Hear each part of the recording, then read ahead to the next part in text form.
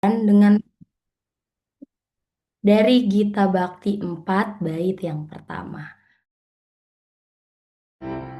Bersorak bagi Tuhan wahai umatnya, hendaklah orang jujur puji namanya.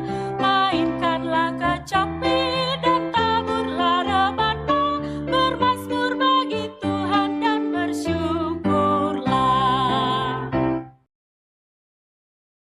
Terima kasih atas pujiannya yang telah kita naikkan secara bersama-sama. Sebagai ungkapan syukur dan penyerahan diri kita kepada Tuhan, mari kita mempersiapkan hati untuk berdoa. Doa pembukaan, kami meminta kesediaan dari Bapak Penatua Legimson Huta Barat. Waktu dan tempat dipersilahkan Bapak. Ya, mari kita berdoa sebelum kita diskusi ya, mendengarkan Bina Iman Jemaat yang akan disampaikan Ibu Pendeta Cindy. Kita berdoa. Bapa di dalam surga, Allah yang penuh kasih dan anugerah, kami mengucap syukur atas penyertaan-Mu, sehingga malam hari ini kami dapat berkumpul bersama lewat Zoom meeting untuk mengikuti diskusi Bina Iman Jemaat. Tuhan, kami rindu untuk bertumbuh di dalam pengenalan yang benar akan Engkau.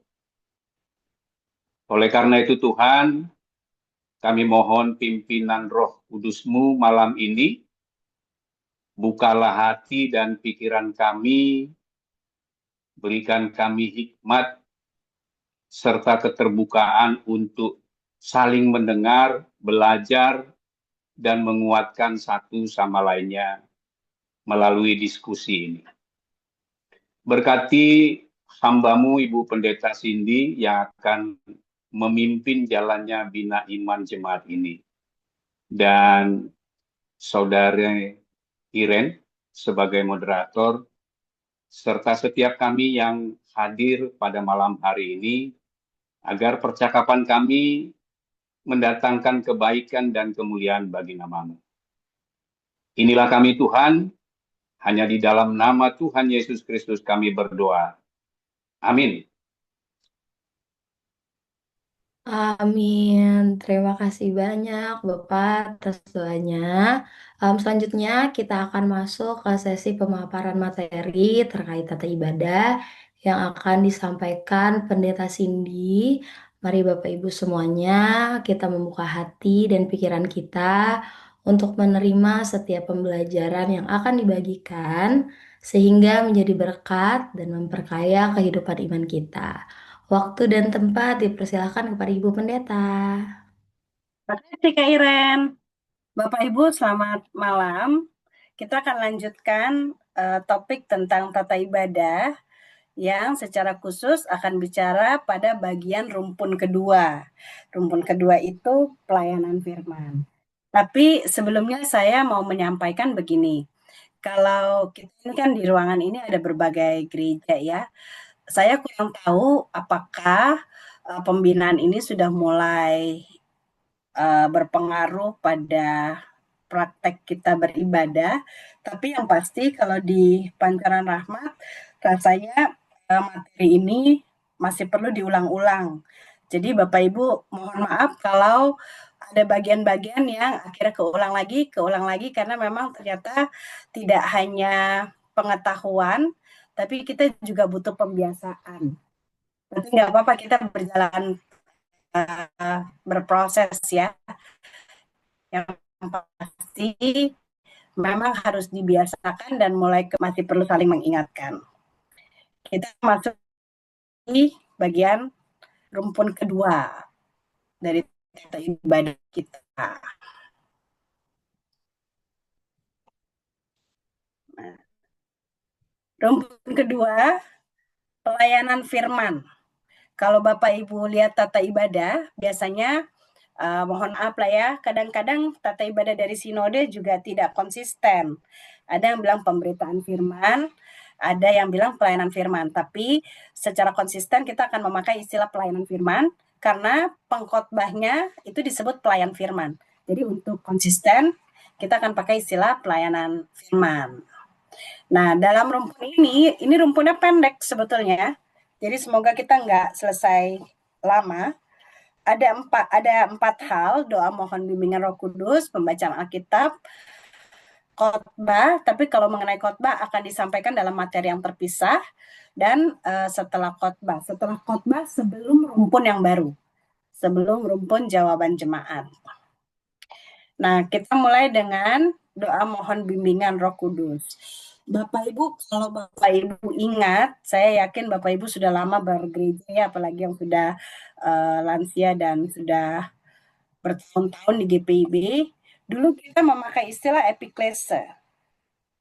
Saya ingat ini karena waktu kebetulan walaupun saya belum jadi mahasiswa teologi, tapi karena saya sudah menjadi organis yang harus duduk di ibadah dari awal sampai akhir, akhirnya barang-barang ini sudah nempel dalam ingatan. Dulu kita pakai istilah doa epiklese. Lalu di kemudian hari diganti jadi doa mohon bimbingan Roh Kudus. Kenapakah itu? Ternyata Bapak Ibu, doa epiklese adalah doa supaya Allah menguduskan secara khusus perlengkapan sakramen yang akan dipakai. Jadi rupanya memang ini doa mohon Roh Kudus turun, Roh Allah turun, menaungi pemberitaan firman, tapi secara khusus untuk menguduskan alat-alat sakramen, khususnya perjamuan yang akan dilaksanakan setelah pemberitaan firman. Jadi dia diucapkan sebetulnya khusus sebelum pelaksanaan sakramen perjamuan. Rupanya begitu Bapak Ibu. Nah, di Katolik ini masih berlaku karena mereka menerapkan pemberitaan firman ataupun sakramen komuni itu sebagai satu kesatuan. Sementara kita ternyata enggak, karena kita tidak mengadakan perjamuan setelah setiap selesai pemberitaan firman, tapi dalam 1 tahun kita melaksanakannya hanya 4 kali. Itulah kenapa kita pakai istilah doa mohon bimbingan Roh Kudus. Nah, dari istilahnya, doa mohon bimbingan Roh Kudus ini lebih menjelaskan isi dari doa. Isinya adalah pertama, minta hikmat dan pengertian. Kenapa? Karena kita mengaku sepinter-pinternya kita dalam membaca kata di dalam Alkitab, mau bahasa apapun yang kita baca, kita rasa kita bisa baca, mau bahasa Indonesia, bahasa daerah, bahasa asing. Tapi kalau tidak ada hikmat dan pengertian dari Roh Kudus, kita tidak akan mengerti apa yang disampaikan. Jadi yang pertama diminta adalah hikmat. Lalu yang kedua, firman Tuhan itu tidak hanya sampai bisa dibaca, dimengerti, tapi harus dilakukan. Nah, untuk melakukan firman Tuhan, kita perlu keberanian dan kekuatan. Kita tahu mana yang benar, tapi kalau nggak berani melakukannya sama aja. Kita tahu mana yang baik, tapi kalau kita tidak punya kekuatan untuk melakukan itu, ya sama aja. Karena itu isinya doa mohon bimbingan Roh Kudus, intinya adalah tentang minta hikmat dan minta keberanian untuk melakukan tepat seperti yang difirmankan. Diucapkan sebelum membaca Alkitab. Sebagai catatan, ini termasuk catatan buat saya juga, doa mohon bimbingan Roh Kudus itu nggak usah panjang-panjang sebetulnya. Tapi kalau saya secara pribadi, ini sebagai penjelasan, saya menghargai paduan suara yang menyanyi sebelum doa mohon bimbingan Roh Kudus, bukan dengan memberi mereka apresiasi dalam bentuk tepuk tangan, tapi biasanya apa yang mereka nyanyikan itu menjadi pengantar dalam doa saya. Begitulah cara saya menghargai, mendukung nyanyian yang dinyanyikan oleh paduan suara sebelum doa mohon bimbingan Roh Kudus. Biasanya itu juga bisa jadi pengantar untuk masuk. Karena itu kan sebetulnya jembatan antara tata ibadah dengan khotbah, lalu di tengah-tengahnya ada realitas kehidupan manusia yang dinyanyikan oleh paduan suara. Nah, itu yang menjadi inspirasi saya untuk masuk dalam doa mohon bimbingan Roh Kudus. Tapi tetap setelah itu jangan kemana-mana juga, karena biasanya doa mohon bimbingan Roh Kudus itu dia bisa kembali diisi dengan doa pengakuan dosa, kami tidak layak, gitu, mohon ampun. Nah, itu kan tadi udah di pengakuan dosa dan berita anugerah. Lalu nanti juga harus dibatasi, jangan doa mohon bimbingan Roh Kudus, tapi sudah masuk ke doa syafaat. Ya, itu juga tidak pada tempatnya. Jadi doa mohon bimbingan Roh Kudus isinya hanya ini. Nah, beberapa contoh, ini contoh dari Alkitab. Aslinya doa mohon bimbingan Roh Kudus itu diambil dari pengalaman, ini Bapak Ibu tahu, Samuel muda ketika dia mendengar panggilan Tuhan. Waktu itu dia Samuel muda ini ada di 1 Samuel 3, masih kecil, dia tinggal di rumah Tuhan bersama dengan Imam Eli, lalu ada suara yang memanggil. Dia pikir Imam Eli yang memanggil, tapi ternyata bukan. Jadi begitu Imam Eli tahu bahwa Samuel dipanggil Tuhan, lalu Imam Eli mengatakan, kalau nanti dia panggil lagi, kau bilang begini ya, berfirmanlah sebab hambamu ini mendengar. Nah, biasanya ini dia. Ini kan kutipan asli dari teks Alkitab. Jadi Bapak Ibu, kalau kita mau berdoa memakai rumusan ini, sebaiknya pakailah ini apa adanya, nggak usah ditambah-tambah. Berfirmanlah ya Tuhan, sebab hambamu ini mendengar dengan segala ketaatan dan rendah hati, nggak usah. Maksudnya kalau memang itu dari Alkitab, kutiplah, katakanlah sesuai dengan apa yang tertulis. Supaya ketika kata-kata ini masuk dalam memori jemaat atau memori kita dan dipakai dalam konteks yang lain, jemaatnya tidak tersesat. Masalahnya itu adalah kita seringkali menambah-nambahi atau mengurang-ngurangi ayat Alkitab sehingga itulah yang diingat orang.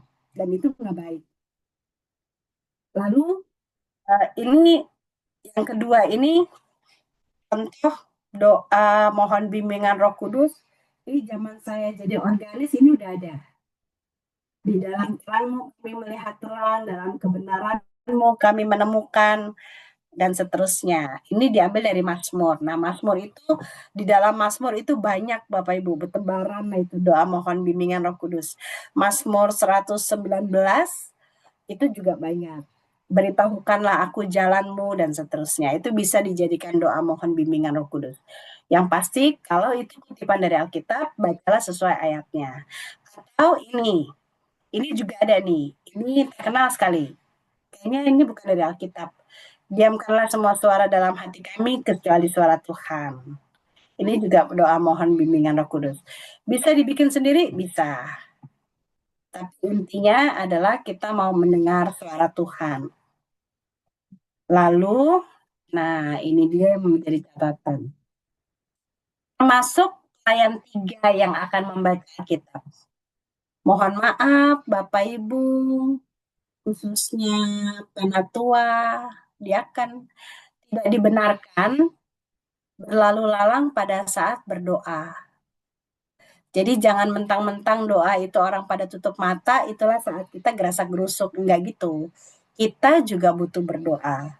Jadi sebaiknya pergantian pelayan dari P2 ke P3 itu dapat dilakukan sebelum doa mohon bimbingan Roh Kudus.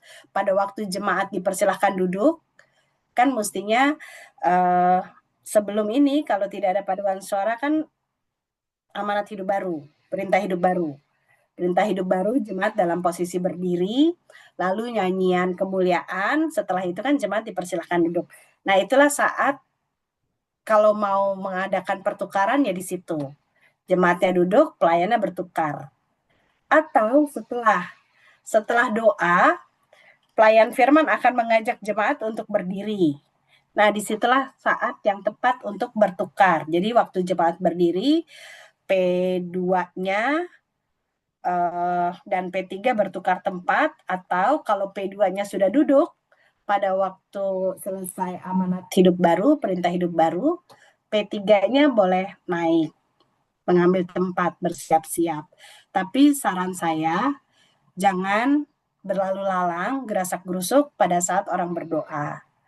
Bukan masalah Tuhan melihat, ya Tuhan melihat lah ya, tapi kan kita juga perlu berdoa toh. Jadi sebetulnya ibadah itu dinikmati saja. Tidak ada yang perlu dilakukan gerasa-gerusuk, sambil-sambil dinikmati saja. Lalu pembacaan Alkitab. Pembacaan Alkitab, jemaat Tuhan mari berdiri untuk mendengarkan firman Tuhan yang dibacakan dari Alkitab. Nah, Bapak Ibu kita perhatikan ini ajakan ini sebetulnya mengandung teologi GPIB tentang Alkitab. Lihat, mari berdiri untuk mendengarkan firman Tuhan yang dibacakan dari Alkitab. Dengan kata lain, ajakan ini memberi penekanan bahwa yang dibaca itu firman Tuhannya. Firman Tuhan yang ada ditulis dalam Alkitab. Jadi fokusnya itu bukan kepada kitabnya, tapi kepada firmannya. Tapi firman yang mana? Firman yang ada di dalam Alkitab. Bukan firman yang ada di catatan, bukan firman yang ada di buku lain. Tapi kalau kita perhatikan ajakan ini, kita diajak untuk fokus kepada apa yang Tuhan mau sampaikan. Firman Tuhannya yang dibacakan dari Alkitab. Jadi kesaktiannya itu bukan pada bukunya, bukan pada kitabnya, tapi pada firman yang dibacakan. Nah, awalnya, ini Bapak Ibu, saya ajak kita lihat ke sejarah. Gereja-gereja itu memberi perlakuan khusus terhadap pembacaan Injil. Karena dari Injilah kita mengenal keselamatan di dalam Kristus. Jadi sebetulnya pembacaan Injil itu awal mulanya dibedakan, termasuk di GPIB. Ini sebagai perbandingan ini saya ambil dari tata ibadahnya GKI sama Calvinis. Di nomor 12, pelayanan firman, doa pelayanan firman, lalu mereka memakai pembacaan Alkitab leksionari, ada dari satu perjanjian lama, lalu ada Mazmur yang dinyanyikan, ini keren banget mereka mengubah Mazmur itu, lalu ada surat rasuli dan terakhir Injil. Pada waktu pembacaan Injil, jemaatnya diundang untuk berdiri. Memang sih tidak di semua GKI ternyata. Jadi waktu saya bawa ini di pembinaan di GKI Jateng, ternyata beda dengan GKI Jabar. Kalau GKI Jabar mereka berdiri. Tapi yang pasti terlihat bagaimana gereja itu memperlakukan Injil secara berbeda. Perjanjian Lama, pembacaan kitab dari Perjanjian Lama duduk, Mazmur dinyanyikan, surat rasuli duduk, surat-surat Paulus, surat-surat yang lain. Lalu begitu Injil, mereka berdiri.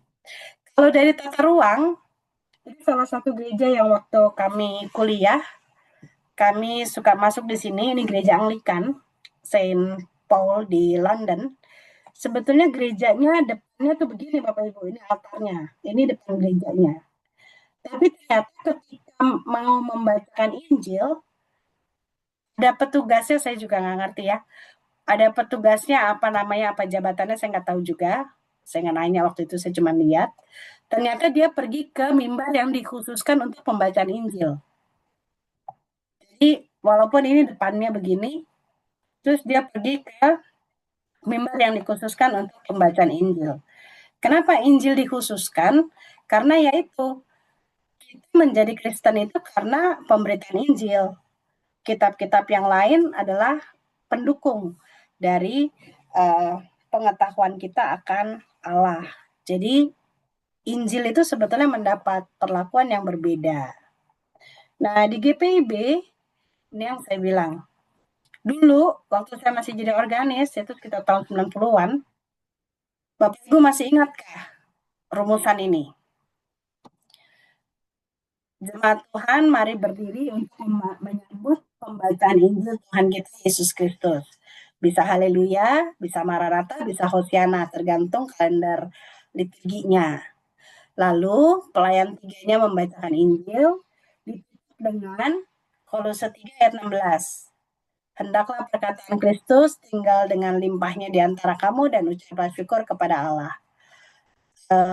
Dulu bukan dengan limpahnya ya, ini udah terjemahan kedua. Yang pertama itu, hendaklah perkataan Kristus dengan segala kekayaannya gitu, tinggal di antara kamu, ucaplah syukur kepada Allah.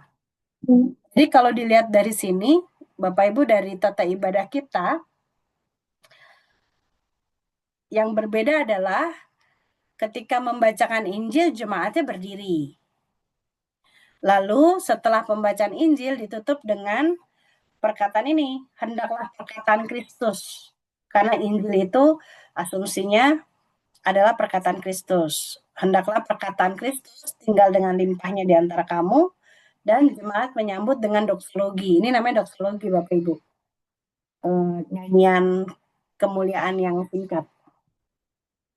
Kalau bukan Injil, acaranya jadi begini. Acaranya tuh jadi sederhana ini, sesederhana ini.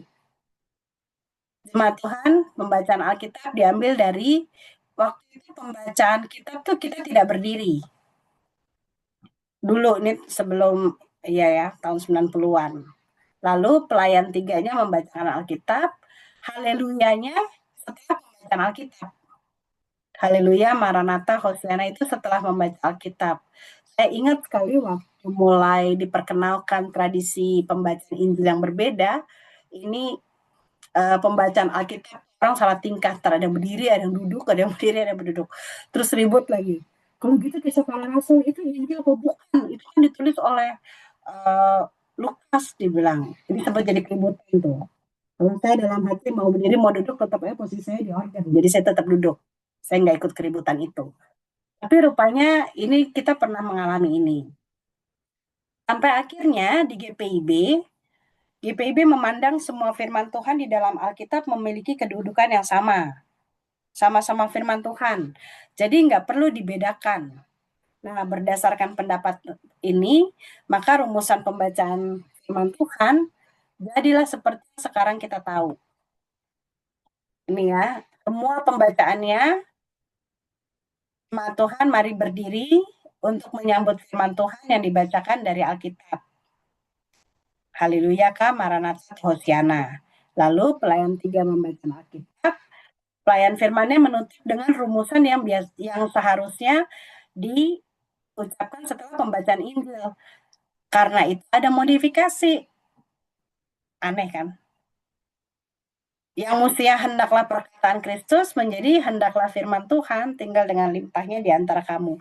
Padahal sejarah liturgi menuliskan atau mencantumkan ayat ini bukan sembarangan, tapi karena mereka mau menekankan perkataan Kristus yang dibaca dari Injil. Lalu jemaat menyambut dengan doksologi. Jadi ini adalah hasil dari pemerataan yang dilakukan oleh GPIB. Jadi sebetulnya Bapak Ibu, ini bukan masalah firman Tuhan itu sama, ya sama-sama Alkitab sebagai satu keutuhan. Tapi yang saya mau bilang, rumusan ini tidak terlepas dari sejarah bahwa orang menjadi Kristen itu pertama-tama karena Injil, gitu. Itu yang pertama. Ini bukan karena semua firman Tuhan itu sama, tapi ini karena pembacaan Injil. Lalu terjadilah modifikasi ini. Tapi saran saya begini Bapak Ibu, di GPIB itu khususnya tentang tata ibadah, kita punya kesepakatan begini, tata ibadah terbaru itu tidak dengan serta-merta menyalahkan yang lama. Jadi kalau Bapak Ibu perhatikan di tata ibadah Paskah kemarin, perjamuan yang Jumat Agung kemarin, tata ibadah dari Sinode itu memakai tata ibadah tahun 80. Kenapa begitu? Karena memang tata ibadah tahun 2010, 2015 tidak dengan serta-merta membatalkan apa yang sudah pernah ada sebelumnya. Jadi ini bisa dipakai. Jadi rumusan-rumusan ini Bapak Ibu saya mau bilang begini. Rumusan pembacaan Injil ini bisa dipakai begini.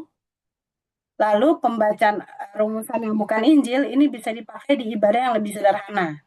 Misalnya ibadah keluarga, ibadah unit-unit misioner, bisa kita pakai rumusan ini. Tapi tetap kita berdiri. Pembacaan Alkitab diambil dari mana, lalu haleluya dan ini dinyanyikan setelah pembacaan Alkitab, tapi doksologinya tidak. Karena pemahaman kita Tata ibadah terbaru tidak dengan serta-merta membatalkan yang lama. Mungkin beda dengan tata gereja. Kalau tata ibadah kita berjalan maju, tidak menganulir yang belakang, tapi tetap jalan. Nah, ini yang paling umum yang kita laksanakan. Jadi ini asal mulanya, rumusan ini asal mulanya dari pembacaan Injil. Tapi karena GPIB bilang semua firman Tuhan itu sama, ya sudahlah. Jadi, Haleluya, Maranatha, Hosiana ini taruh di depan, pembacaan Alkitab, lalu Kolose 3 ayat 16 ini dimodifikasi. Kalau bacaannya dari Injil, dia tetap pakai perkataan Kristus, tapi kalau dari bukan Injil, dia pakai firman Tuhan, lalu kita pakai doxologi. Nah, ini catatan. Ini masih ada orang ngeributin. Pembacaan Alkitab atau firman Tuhan pada hari ini diambil, bukan terambil. Tapi mohon maaf, tata ibadah dari Sinode juga suka menuliskan terambil. Pemahamannya gini Bapak Ibu, menurut kaidah bahasa Indonesia, awalan ter pada kata ambil menunjukkan bahwa ayat Alkitab yang mau kita baca itu seolah-olah nggak sengaja. Seolah-olah kita buka, muncullah ya itu terambil, nggak sengaja. Padahal kan kita tahu kalau di GPIB nggak ada ceritanya kita buka Alkitab, apa yang kebuka itu yang kita baca gitu kan. Di GPIB kan semuanya sudah diatur. Ayat yang mau kita baca, sudah kita pilih, sudah kita persiapkan. Jadi itu bukan terambil tapi diambil. Pembacaan Alkitab atau pembacaan firman Tuhan diambil. Tapi ada pendapat lain yang mengatakan kalau pakai awalan ter tuh kelihatan lebih puitis gitu. Lebih berkelas. Jadi kayaknya kalau terjemahan bahasa Inggris the reading will be taken from gitu, dibuat pasif supaya terdengar lebih berkelas. Tapi sebetulnya begini duduk perkaranya. Kata ter dalam bahasa Indonesia seolah-olah ayat itu tidak sengaja kita bacakan, padahal itu sudah dipersiapkan dan memang sudah dipilih. Tapi ada juga yang bilang pakai ambil tuh kelihatan lebih puitis, lebih berkelas gitulah ceritanya. Tapi kalau saran saya lebih suka pakai yang diambil dari. Nah, istilah liturgi ini bukan barang baru sih. Haleluya, haleluya itu bahasa Ibrani, artinya pujilah, tinggikanlah Tuhan. Yah itu dari Yahweh, Yahnya yang terakhir. Kalau yang depan, Ha'al, itu sebetulnya ditinggikan. Bapak Ibu kalau pernah lihat maskapai penerbangannya Israel, maskapai penerbangannya itu namanya El-Al, Allah Maha Tinggi. El itu Allah, Al itu tinggi. Nah, haleluya nih kira-kira begitu juga, Al itu tinggi. Jadi pujilah, tinggikanlah Tuhan. Ini bahasa Ibrani. Ada kritik saya lihat di khotbahnya Pendeta Simon Raprap. Kita kemarin menyanyikan lagu Haleluya Haleluya itu yang dari Kidung Ceria. Haleluya dari lu ke Yah itu sebetulnya nggak boleh ada jeda Bapak Ibu.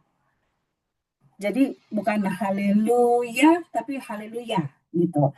Jadi dari lu ke Yah itu sebetulnya nggak ada jeda karena dia merupakan satu kesatuan. Lalu Maranatha itu bahasa Aram. Bahasa Aram yang artinya Tuhan datanglah. Tapi memang dalam penerjemahannya ada yang bilang Tuhan datanglah atau kami datang. Tuhan ini kami datang atau Tuhan kami datanglah. Tapi yang pasti Maranatha itu intinya adalah kita mengharapkan kedatangan Tuhan. Nah, istilah Maranatha ini dia berkembang khususnya di jemaat mula-mula yang masih sangat serius menantikan kedatangan Tuhan Yesus. Jadi karena mereka itu masih dekat dengan janji bahwa Yesus yang kalian lihat naik akan kembali seperti itu, maka mereka menantikan sekali kapan Yesus kembali lagi seperti yang mereka lihat dia naik. Itulah kenapa istilah atau panggilan datanglah Tuhan itu sangat diimani sebagai pengharapan bahwa Yesus akan segera datang kembali seperti dia naik. Kalau Hosiana ini bahasa Ibrani, dia berangkat dari pengharapan orang Israel akan kedatangan Mesias yang akan menyelamatkan. Jadi kalau Bapak Ibu lihat, Hosiana ini sudah ada di Perjanjian Lama, di Mazmur berapa ya? 118 kah? Jadi Hosiana ini adalah seruan dari bangsa Israel yang menantikan Mesias untuk menyelamatkan mereka. Jadi artinya tolong selamatkan kami. Nah, Hosana ini atau Hosiana ini diserukan oleh orang-orang Israel pada waktu Yesus masuk ke Yerusalem. Mereka sambil melambai-lambaikan daun palem, sambil juga menyerukan ini, Tuhan selamatkan kami, Hosana. Itulah kenapa Maranatha dinyanyikan pada minggu-minggu Advent sebagai nyanyian liturgis yang mengharapkan kedatangan Kristus kembali, sementara Hosiana dinyanyikan di masa Prapaskah sebagai seruan untuk diselamatkan Tuhan. Itulah latar belakangnya begitu. Jadi Maranatha dinyanyikan di Advent karena dia berkaitan atau dia lahir dari pengharapan jemaat mula-mula akan kedatangan Kristus. Sementara Hosiana dinyanyikan di masa Prapaskah sebagai kontribusi dari pengharapan Israel terhadap Mesias yang menyelamatkan. Doksologi itu bahasa Yunani. Pujian singkat kepada Allah. Jadi biasanya doksologi itu cuma 1-2 kalimat. Kepadamu puji-pujian, lalu di akhir doa Bapa kami itu juga namanya doksologi. Karena engkaulah punya kerajaan dan kuasa dan kemuliaan, itu juga namanya doksologi. Kalau Kyrie eleison, ini bahasa Yunani. Kyrie itu Tuhan, Tuhan kasihanilah. Kyrie eleison. Kalau Gloria itu bahasa Latin yang artinya pemujaan atau pemuliaan. Nah, dalam liturgi, Bapak Ibu, doksologi itu pujian singkat. Tapi kalau yang lengkap itu biasanya Gloria. Nyanyian kemuliaan yang 4 bait, itu dibilang Gloria Patri, Gloria besar. Kenapa? Karena ada 4 bait. Sisanya, Gloria yang kecil-kecil itu disebut Gloria yang biasa, Gloria biasa. Tapi setidaknya ini ada di istilah liturgi, nanti akan dibahas lagi di topik tentang nyanyian musik gereja. Nah, sekarang cara membaca Alkitab. Emangnya kita masih perlu diajarin cara baca Alkitab? Pertama, cara baca Alkitab itu bisa dibacakan oleh seluruhnya oleh pelayan 3. Pelayan 3 itu bisa penatua, bisa diaken. Dia bisa bacakan. Kalau dibacakan seluruhnya oleh perwakilan jemaat. Kalau hut-hut pelkat atau mungkin ada acara khusus dibacakan oleh jemaat. Kalau di ibadah keluarga dibacakan oleh keluarga, itu bisa. Karena pemahamannya Alkitab itu harus bisa dibaca oleh semua orang. Itu pemahamannya, Alkitab harus bisa dibaca oleh semua orang. Jadi semuanya boleh baca Alkitab dengan catatan kalau dalam ibadah umat, ibadah jemaat harus dipersiapkan. Walaupun dibilang boleh dibaca oleh semua orang, ntar kita nggak persiapan main tarik-tarik orang, terus dia baca salah-salah jadi ketawa-ketawaan. Nah, bisa juga gini, dibacakan gilir ganti, khususnya yang berbentuk syair, yang tercetak ke dalam dan keluar. Kita sepakat Bapak Ibu, kalau bisa kita pakai istilah yang sama. Tercetak, bukan menjorok. Ada yang pakai menjorok keluar, menjorok ke dalam. Kita nggak jorok-jorokan di sini. Kita tidak sedang lagi jorok-jorokan. Yang tercetak keluar dan yang ke dalam. Lalu bergantian dapat dilakukan berdasarkan tokoh yang ada dalam bacaan. Misalnya di Lukas 2, waktu malaikat datang memberitahu kepada Maria bahwa dia akan mengandung dan melahirkan juru selamat. Di situ ada 3 tokoh. Yang satu tokohnya narator, malaikat, dan Maria. Ini bisa jadi alternatif. Lalu membacanya per bagian. Kalau satu perikop itu terdapat berapa paragraf, setiap paragraf dapat dibacakan oleh orang yang berbeda. Ini biasanya ada di Perjanjian Lama, di cerita-cerita. Itu biasanya dalam satu pasal, itu dia bisa berapa perikop. Mungkin ada cara yang lain, nanti kalau kita ingat, kita bahas. Tapi catatannya begini Bapak Ibu, mohon perhatiannya. Mazmur, ini yang kanan Mazmur, yang kiri saya ambil dari Amsal pasal terakhir.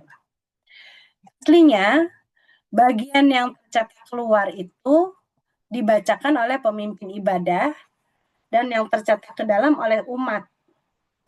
Jadi di kalangan atau dalam peribadahan orang Yahudi, cara ini sudah otomatis udah begini cara bacanya. Pokoknya mereka begitu melihat ada yang keluar, ada yang masuk, ada yang ke dalam, otomatis yang bagian keluar itu dibaca oleh pemimpin ibadah, yang ke dalam oleh jemaat. Bapak Ibu ingat Mazmur Kil Alam Hasdo, bahwasannya untuk selama-lamanya kasih setianya. Itu kalau Mazmur itu dibacakan, jemaat udah dengan otomatis menyambut dengan kata-kata itu, bahwasannya untuk selama-lamanya kasih setianya. Dan seperti yang kita pernah tahu, bahwa bagi mereka ini syair ini dihafal. Jadi kalau kita itu masih rempong ngebuka Alkitab, pasti mesti baca sesuai aturan, pakai berantem lagi. Ini kan kita yang baca, aku dia baca gitu, diributin lagi. Kalau mereka tuh udah otomatis keluar masuk. Nah, ini juga mau kita berlakukan dalam ibadah kita. Jadi kita konsisten ya Bapak Ibu dengan percakapan kita di beberapa minggu lalu, bahwa ibadah yang sesungguhnya adalah perjumpaan spontan jemaat dengan Tuhan. Jadi nggak terlalu banyak instruksi. Nah, mohon maaf, di kami, di Pancoran Ahmad, masih suka instruksinya kepanjangan. Kalau instruksinya kepanjangan, dia itu memotong cerita. Jadi kalau ayat sudah dibacakan, nggak perlu lagi dibacakan judul lagunya. Misalnya nih, setelah kita baca Mazmur 1 ini, di ayat 6, sebab Tuhan mengenal jalan orang benar, tapi jalan orang fasik menuju kebinasan. Stop sampai di situ, lalu musiknya masuk, nyanyiannya masuk. Nanti kita akan mengerti bahwa nyanyian itu mendukung pembacaan Mazmur. Tapi kalau kita potong dengan tetapi jalan orang fasik menuju kebinasaan. Jemaat Tuhan, kita menyanyi dari Kidung Jemaat nomor sekian, bait sekian-sekian dengan judul dan seterusnya, itu ceritanya terpotong. Dan ibadah yang spontan itu yang minim instruksi. Jadi kalau dalam pembacaan Mazmur, instruksinya nggak usah yang panjang. Kita mengatakan kita akan membaca sesuai dengan aturan membaca syair. Orang udah akan tahu tuh, oh artinya si pembacanya maunya kita bergantian. Tapi kalau ternyata pembacanya tidak mengatakan ini, dia akan baca semua. Mestinya gitu Bapak Ibu. Jadi kalau misalnya gini, kita akan membaca dari Mazmur pasal 1 ayat 1 sampai 6. Lalu dia mulai membaca, berbahagialah orang yang berjalan menurut nasihat orang baik, orang fasik, yang tidak berjalan menurut nasihat orang fasik, artinya dia mau baca sendiri. Tapi kalau sudah ada arahan, kita akan membaca sesuai dengan aturan membaca syair, aturannya jelas, yang tercetak keluar dan tercetak ke dalam. Tapi misalnya gini, kita mau variasi. Yang tercetak keluar dibacakan oleh presbiter, yang tercetak ke dalam dibacakan oleh jemaat. Nah, itu baru bisa dijelaskan. Itu masih bisa dijelaskan. Tapi itu tadi Bapak Ibu, nggak usah kepanjangan. Nggak usah dibilang gini. Yang tercetak keluar akan dibacakan oleh presbiter, ya, presbiter ya, siap ya. Jangan sampai salah ya, baca yang benar, nggak usah gitu. Yang tercetak ke dalam oleh jemaat, ya, Bapak Ibu ya, lihat, nggak usah gitu. Kita mau ibadah, bukan mau latihan. Ibadah itu bukan latihan. Lalu yang kedua lagi, nah ini catatan dari saya. Mohon perhatian. Saya tidak menyarankan baca bergantian, Bapak Ibu. Ayat genap dan ganjil. Biasanya yang ngajak itu karena ayatnya panjang, bacaannya panjang, terus kita ajak yang genap dibaca oleh yang ganjil dibaca oleh laki-laki, yang genap oleh perempuan. Percayalah, kalau dihitung waktunya itu akan tambah lama. Jadi tambah lebih lama. Mendingan dia baca sendiri semua sampai habis daripada bergantian dengan jemaat. Atau pakai alternatif yang tadi. kalau mau beberapa yang baca, potongnya per paragraf. Karena lihat ya, kadang-kadang ayat itu tidak berakhir dengan titik, dia berakhir dengan koma. Saya nggak sempat cari lagi, tapi di surat-suratnya rasul-rasul ini sama di cerita-cerita perjanjian lama ada yang potongannya ekstrim, Bapak Ibu. Jadi ayatnya itu berakhir bukan di koma, bukan di titik, tapi di kata yang harus digabung dengan ayat berikut. Jadi kalau kita baca bergantian, yang genap dan ganjil, itu sepertinya akan memotong jalan cerita. Itu yang pertama.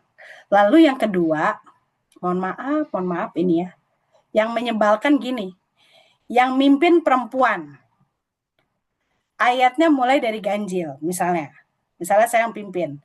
Terus saya bilang gini, kita akan baca Galatia 1 ayat 1 sampai 5, yang ganjil akan dibacakan oleh laki-laki, yang genap oleh perempuan. Percayalah, habis itu tunggu-tungguan orang baca. Gitu kan? Kecuali kalau yang mimpin perempuan, saya akan bilang, yang ganjil akan dibaca oleh perempuan, yang genap oleh laki-laki. Saya sekalian mimpin. Dari Paulus, seorang rasul. Nah, mereka itu akan, kalau saudara mimpin, sisanya akan terus akan lanjut. Tapi kalau mulainya begitu, apalagi kalau pembacaannya dimulai oleh jemaat. Galatia 1 ayat 1 sampai 5. Ayat ganjil dibaca oleh jemaat, ayat genap akan saya bacakan. Tunggu-tungguan itu begitu beneran. Terus enggak ya, ayat Alkitab tuh bukan dipakai buat main-mainan. Maksudnya bukan untuk menyelamatkan situasi, tapi ini untuk supaya kita mengerti.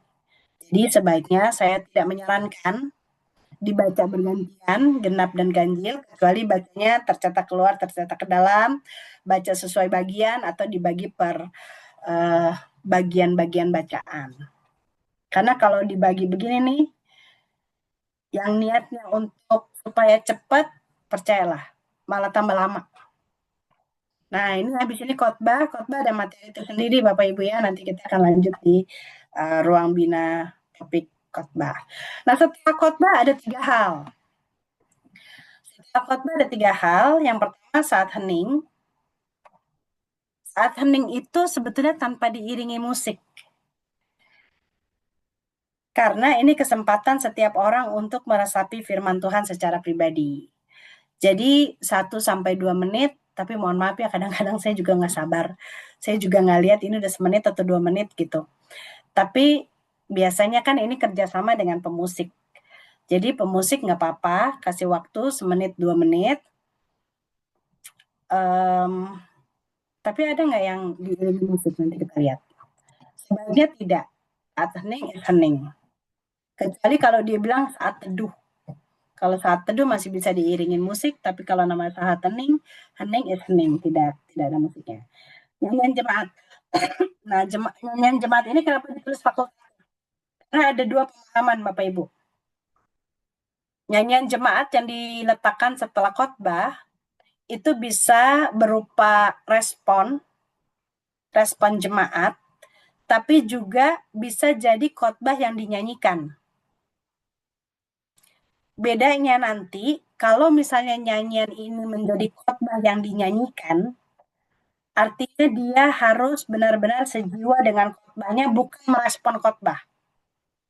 Jadi misalnya, kalau di Gita Bakti, itu rubriknya, rubrik perintah hidup baru, itu semuanya khotbah yang dinyanyikan. Misalnya dari Amsal, bacaannya dari Amsal, lalu nyanyian yang dinyanyikan, khotbah yang dinyanyikan itu misalnya, hai dengarlah anakku, nasihat yang diberikan orang tuamu, itu khotbah yang dinyanyikan. Tapi kalau responnya, kalau nyanyiannya berbentuk perenungan, itu dia sudah menjadi jawaban jemaat. Jadi ini memang tingkat kesaktian khusus Bapak Ibu. Untuk menempatkan ini nyanyian ini khotbah yang dinyanyikan, atau dia jawaban jemaat. Tapi maksud saya gini, Bapak Ibu nggak usah panik. Kalau ada tata ibadah yang kok ini habis khotbah nyanyi, tapi kalau tata ibadah yang lain habis khotbah jawaban jemaat baru nyanyi gitu. Nah, cara berpikirnya begitu Bapak Ibu. Kalau khotbah habis itu nyanyian, artinya itu adalah khotbah yang dinyanyikan. Tapi kalau khotbah jawaban jemaat baru nyanyian, artinya nyanyian itu berupa respon. Begitu ya. Nanti ini akan ada materi binanya tentang nyanyian ibadah. Ini kita lanjut nanti. Yang terakhir, sakramen. Sakramen itu nempel dengan khotbah. Sakramen kita kenal ada 2 sakramen, baptisan dan perjamuan. Sekarang kita menyebutnya gini, kalau sudah sakramen artinya baptisan dan perjamuan. Tapi kalau tidak ada sakramen, artinya kita menyebutnya baptisan kudus dan perjamuan kudus. Kalau sakramen perjamuan baptisan kudus atau perjamuan kudus itu pemborosan Bapak Ibu. Sakramen itu sudah merupakan sesuatu yang kudus.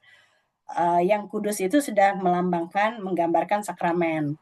Jadi sakramen baptisan dan perjamuan ditempatkan setelah khotbah karena dia satu kesatuan karya Kristus dalam bentuk firman yang kelihatan. Jadi kalau firman khotbah itu firman yang disuarakan, yang disampaikan. Kalau baptisan dan perjamuan kudus itu dia firman yang kelihatan. Jadi dia nempel. Nah, antaranya jedanya itu dari khotbah ke sakramen bisa dibatasi dengan saat hening bisa, dengan musik bisa. Kenapa dengan musik bisa? Semoga musiknya itu mengantar suasana masuk ke sakramen. Tapi yang pasti pendetanya kudu napas dulu Bapak Ibu. Akan sangat ngos-ngosannya, akan sangat hosanya kalau dari sakramen, dari pelayanan firman, begitu amin, langsung kita dengarlah sekarang penjelasan perjamuan kudus misalnya. Itu kalau kita lanjutin kita habis napas itu. Jadi tetap harus ada jedanya. Apakah itu saat hening boleh, saat teduh diiringi musik boleh, tapi musiknya itu sifatnya pengantar sakramen, bukan musik yang ramai. Jadi Bapak Ibu jemaat diharapkan sabar. Jangan setelah khotbah pendetanya diam terus pada lihat-lihatan. Kenapa ya? Kenapa ya? Itu memang begitu tata ibadahnya. Nah, malam ini sampai di sini dulu. Berikutnya baru kita masuk ke rumpun ketiga, jawaban umat. Iya, oke. Terima kasih Ibu Pendeta Cindy atas materi yang telah disampaikan. Selanjutnya kita akan masuk ke sesi diskusi dan tanya jawab. Bagi Bapak Ibu, saudara-saudari yang memiliki pertanyaan, tanggapan, ataupun hal yang ingin didiskusikan lebih lanjut, dipersilahkan untuk menyampaikan pada sesi ini. Boleh langsung raise hand pada fitur Zoom atau langsung meng-unmute mic-nya kolom chat yang ada. Dipersilahkan Bapak Ibu.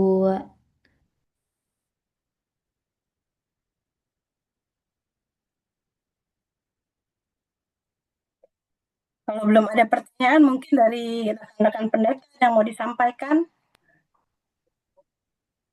Ya, moderator izin Bu Pendeta, bolehkah? Kan Pendeta Cice, Rosa Vida Kota. Silakan. Ya, Bu Pendeta mau tanya ya mengenai doa mohon bimbingan Roh Kudus. Apakah diperkenankan doanya itu dalam bentuk nyanyian? Itu yang pertama. Maksudnya kan ada kan yang Oh iya ya, seperti betul. lagu bentuk nyanyian gitu. Kidung Jemaat, misalnya 457, ya Tuhan tiap jam ku memerlukanmu. Ada kan yang bait yang keempat, ajarkan maksudmu. Itu yang pertama, apakah diperkenankankah dalam doa mohon bimbingan Roh Kudus itu dalam bentuk nyanyian. Tuh. Lalu yang kedua Bu Pendeta, tentang haleluya dalam bahasa Ibrani kan tadi kan haleluya.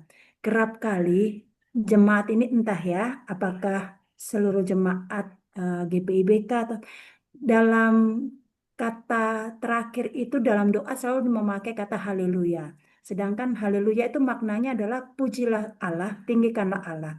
Sedangkan kita berdoa ini berbicara dengan Allah. Ketika kita berbicara dengan Allah, apakah kita ngajak Allah untuk meninggikan dirinya sendiri juga?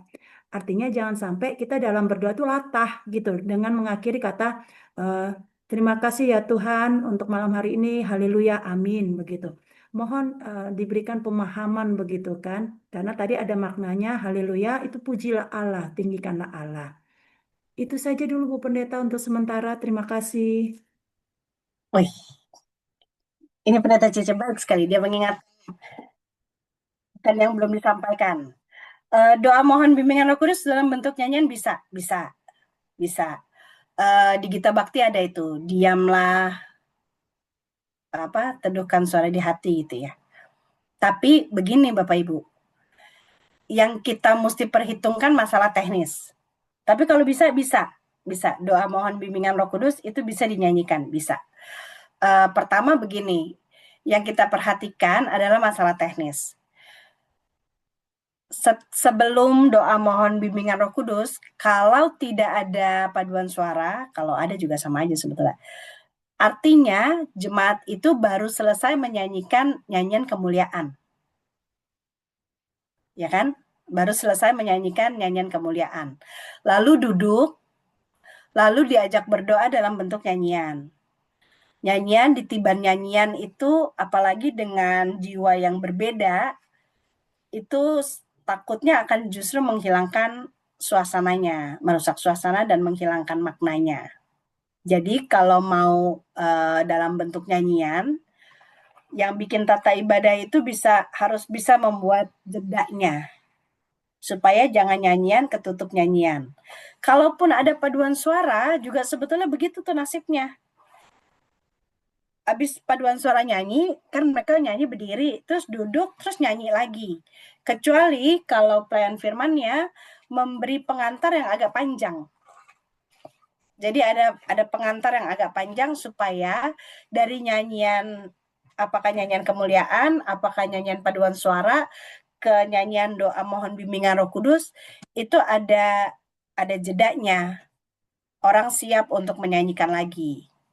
Jadi itu kalau menurut saya bisa, tapi harus diperhatikan teknisnya. Kalau habis nyanyi ditiban nyanyian itu enggak ada waktu untuk meresapi makna nyanyian. Itu yang pertama. Lalu yang kedua, sebenarnya begini, kita ini kan sedang berusaha mewadahi aspirasi anak muda yang maunya sekarang ada lagu-lagu rohani kontemporer gitu. Nah, ini sekalian ya Bapak Ibu ya. Bedanya begini rekan-rekan pemuda. Ibadahnya GPIB itu ibadah komunal. Ibadah persekutuan. Oke. Sementara nyanyian yang kalian bawa dari pergaulan Kristen itu rata-rata nyanyiannya personal. Itu nanti akan diulang di pembinaan tentang musik gereja. Jadi gini, kalau kita perhatikan, gereja kita ini bertumbuh dalam budaya himne. Himne itu nyanyian gerejanya selalu tentang kami. Kami puji dengan riang. Apalagi pujilah Tuhan. Pokoknya semuanya itu bicara soal gereja sebagai persekutuan. Ya. Lalu mulailah masuk lagu-lagu Kristen kontemporer yang sifatnya personal. Selidiki aku, lihat hatiku, terus apalagi Tuhan Yesus baik bagiku. Nah, sebetulnya jembatannya adalah di situ. Jembatannya itu bisa begini.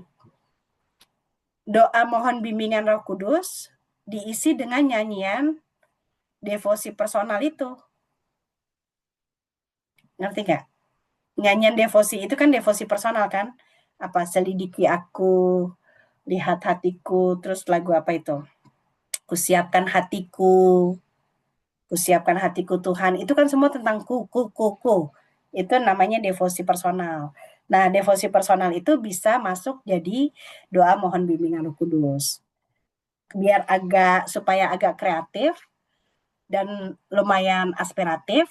Jadi pada waktu doa mohon bimbingan Roh Kudus misalnya, pelayan firmannya bisa mengatakan bahwa mari kita berdoa dalam bentuk doa yang dinyanyikan. Nah, silahkanlah itu pemuda masuk dengan lagu itu. Selidiki aku atau kusiapkan hatiku, pokoknya lagu-lagu devosi personal. Jadi itu jadi jembatan. Itu kalau kita mau melangkah ke arah yang lebih kreatif. Lalu berikutnya, oh ya, haleluya itu sebetulnya begitu Bapak Ibu. Haleluya itu kan artinya ajakan untuk meninggikan Tuhan. Kalau di Mazmur kan juga gitu. Haleluya, pujilah Tuhan. Sementara ketika kita berdoa, ngapain juga kita ngajak Tuhan meninggikan Tuhan kan gitu. Tapi ya itulah ya, kalau kita berdoa sebaiknya Bapak Ibu kita berdoa dengan penuh kesadaran. Bukan karena latah, bukan karena kebiasaan, bukan juga karena kayaknya orang lain kalau berdoa pakai itu keren bahasanya gitu. Jadi semoga sekarang sudah tidak perlu lagi kita berdoa dengan mengakhirinya dengan haleluya. Amin. Kecuali kalau kita udah amin baru haleluya, itu masih lebih masuk akal. Amin. Dan kita bilang haleluya karena kita sudah bicara kepada sesama kita. Untuk sementara begitu Bapak Ibu. Doa yang dinyanyikan. Ada lagi Bapak Ibu yang mau kita diskusikan? Ada Pendeta Meti ada yang mau ditambahkan?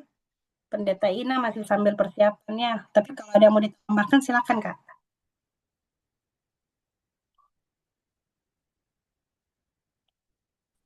Dari Bapak Ibu? Kak Iren? Izin Bu Pendeta, Iya, boleh. eh, saya Pendeta Mor dari Samarinda, Bu Pen, yang sekarang di Barong Tongkok, Pospelkes. Salam kenal Bu Pen. Salam kenal. Iya, kita pernah jumpa Bu Pen di PST. Bravo. Saya nulis waktu itu di Salatiga, waktu satu ruang kita. Iya ya. Pesan-pesan, komisi Ya, pesan. iya. Pesan. Bu Pen, ini hanya eh, bertanya saja, tapi sekaligus juga ada beberapa pendapat yang juga men-trigger dalam diskusi ini. Yang pertama, seringkali dalam ibadah-ibadah, entah ibadah hari Minggu maupun ibadah keluarga, itu biasanya kita sebagai PF ya, atau seringkali yang pelayan firman, meminta disiapkan bacaannya dulu. Nah, itu kan ada beberapa momen-momen tertentu di mana sebelum kita berdoa, kita sampaikan, kita siapkan bacaan kita Ya, terlebih dahulu seperti itu.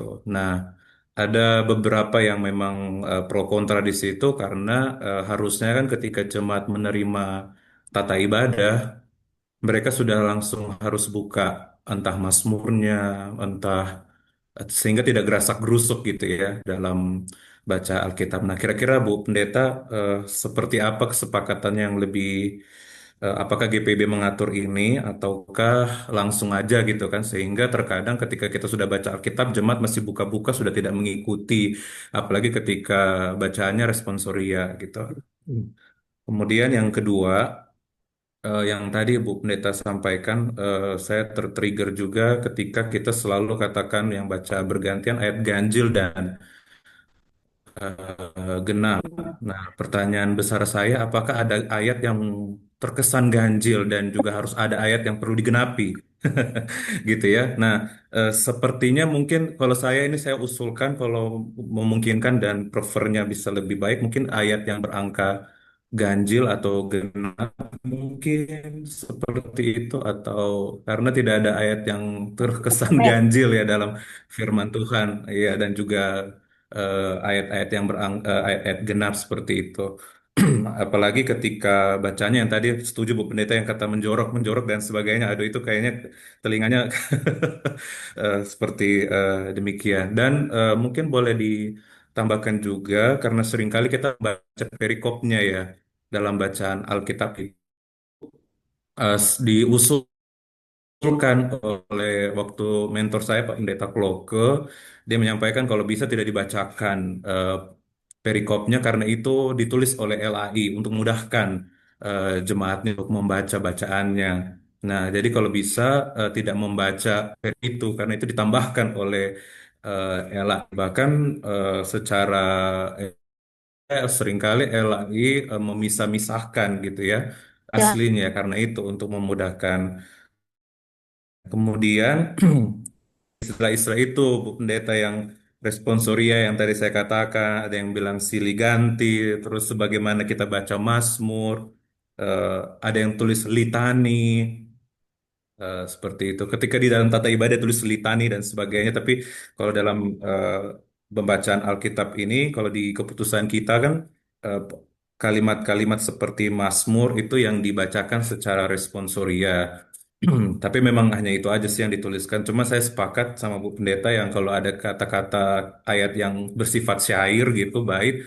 Nah, biasanya saya juga dibacakan secara responsoria. Terus terkait dengan yang saya sepakat ya kalau bacaan tertentu dibacakan oleh PF saja karena terkadang ada jemaat tuh nggak ngerti nggak ngerti selain panjang tapi juga ada jemaat yang tidak mengerti bacanya apalagi yang beruntun ini kan Wahyu terus Kitab Kidung Agung yang sangat sulit untuk dipahami. Nah terkadang bahkan sering saya langsung baca sendiri aja meskipun panjang karena notasi sorry cara membaca ya Ya, intonasi dan iya. artikulasi itu terkadang itu jitu banget untuk membuat jemaat itu mengerti tanda-tanda baca dan sebagainya.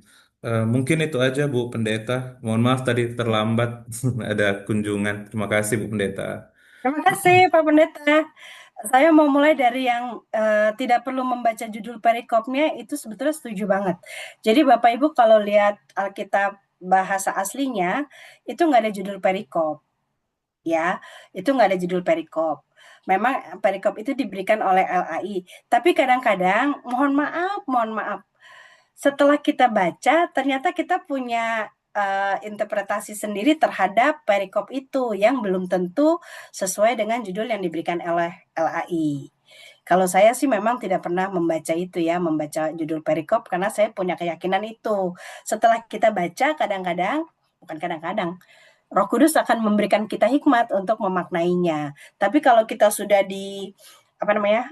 Dibatasi dengan judul yang diberikan LAI, kita sudah mengarah ke judul itu. Padahal setelah kita baca sendiri, kadang-kadang juga bukan ke situ yang kita dapat. Lalu mengenai menyiapkan bacaan Alkitab. Jadi sebetulnya Bapak Ibu kalau di GPIB itu nggak ada ketentuannya, nggak ada ketentuannya. Cuman pertama begini, inilah yang seharusnya dilakukan ketika jemaat masuk ibadah bersaat teduh. Nah, dulu waktu warta jemaat dan tata ibadah masih dibagikan kepada jemaat, dia masih tercetak dan dibagikan, saya masih melihat orang tuh masih berusaha untuk menyiapkan. Jadi ini dalam konteks yang warta jemaat dan tata ibadahnya dibagikan. Jadi mereka udah lihat nas pembimbingnya, amanat perintah hidup barunya sudah ditanda-tandain, bahkan nyanyiannya sudah mulai mereka nyanyi-nyanyi begitu. Tapi di kemudian hari tata ibadah maupun warta jemaat cetak itu sudah semakin minim. Biasanya ada gereja-gereja yang warta jemaat dan tata ibadahnya itu disampaikan di grup-grup WA sehingga mereka harus lihat pakai gawai atau mereka scan somewhere gitu pakai gawai mereka dan itu yang membuat kesiapan jemaat itu menurun dalam mempersiapkan bacaan-bacaan. Itu yang kedua. Lalu yang ketiga, sebetulnya kalau yang menjadi kerisauan saya, yang membuat saya tuh, saya penganut berat itu. Jadi sebelum berdoa siapin dulu bacaannya, karena kebanyakan mohon maaf banget. P3 itu udah nggak lihat-lihat lagi orang nih buka Alkitab kan enggak. Karena mungkin masalah tingkat grogi ya. Jadi kalau P3 sudah ada di situ, jemaat udah selesai berhenti nyanyi haleluya, dia akan langsung baca. Pembacaan Alkitab diambil dari ini, lalu langsung baca. Mungkin juga karena di situ memang tidak ada instruksi untuk silakan jemaat membuka Alkitab lalu baca bersama. Mungkin karena tidak ada instruksi itu juga. Yang kedua mungkin karena masalah grogi, jadi dia baca aja apa yang udah ditulis itu baca aja. Kadang-kadang baca juga nggak lihat jemaat kan, dinunduk aja. Tahu-taunya jemaatnya udah nggak ada, lo baru tau rasa. Jadi gara-gara itu mengantisipasi itu, saya selalu memastikan sebelum berdoa Alkitabnya udah dibuka. Begitu, sebetulnya karena ya itu tidak ada ketentuan dari sinode, tapi berdasarkan pengalaman kejadiannya begitu. Itu yang ketiga. Lalu yang keempat, kalau buat saya ya, kenapa saya suka begitu, apalagi saya suruh jemaat dulu buka sebelum paduan suara nyanyi. Paling tidak, itu bisa mengalihkan perhatian jemaat daripada paduan suara nyanyi, dia ikut ngomong, dia ikut ngerumpi. Nah, kadang-kadang kan gitu nih, pas jemaat paduan suara nyanyi, itu saatnya mereka untuk ngobrol ke kiri ke kanan. Dengan menyiapkan mereka baca Alkitab, sambil paduan suara nyanyi, mohon maaf ya. Kalau ternyata paduan suaranya nggak enak didengar, paling nggak mereka adalah yang mereka baca gitu. Daripada mereka ngomongin paduan suaranya kan, daripada dia ngomongin ya ampun fals banget ya, udahlah sih Bu, nggak usah ikut nyanyi teriak-teriak Bu gitu kan. Daripada dia komentarin paduan suaranya, lebih baik dia baca Alkitab. Jadi itu sih lebih kepada masalah teknis. Jadi supaya, nah tapi ada juga begini masalahnya. Kadang-kadang paduan suara itu sudah siap banget buat nyanyi, sampai mereka nggak ngeh kalau mereka itu bagian dari ibadah.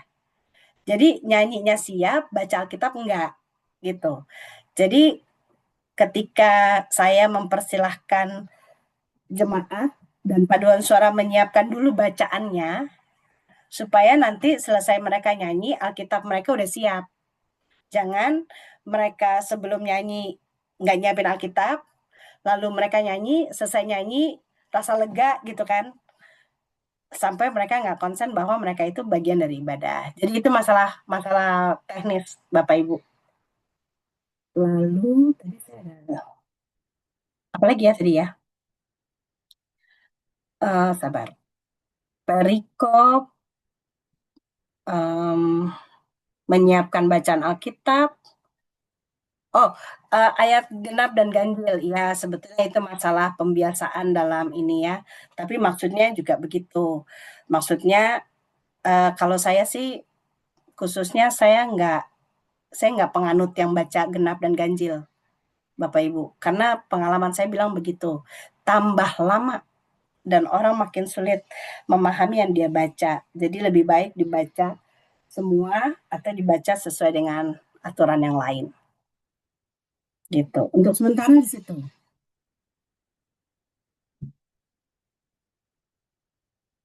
Ada lagi tambahan, diskusi?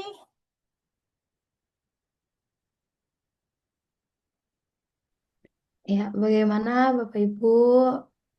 Ada yang mau ditambahkan atau yang ditanyakan? Ada yang raise hand.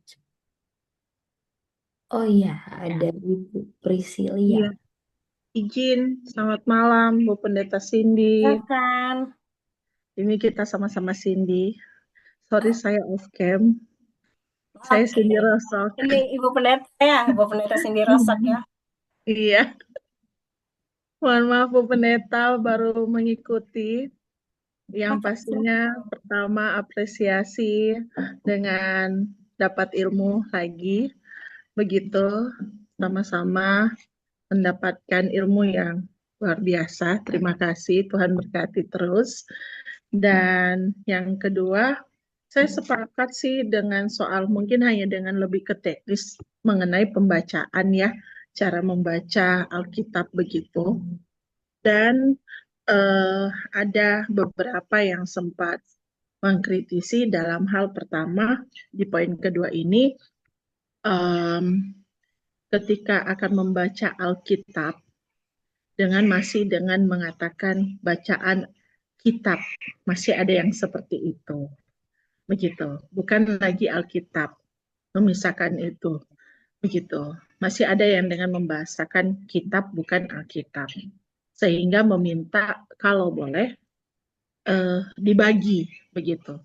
Dibagi kalau memang Injil ya Injil ya, seperti tadi Ibu Pendeta sampaikan.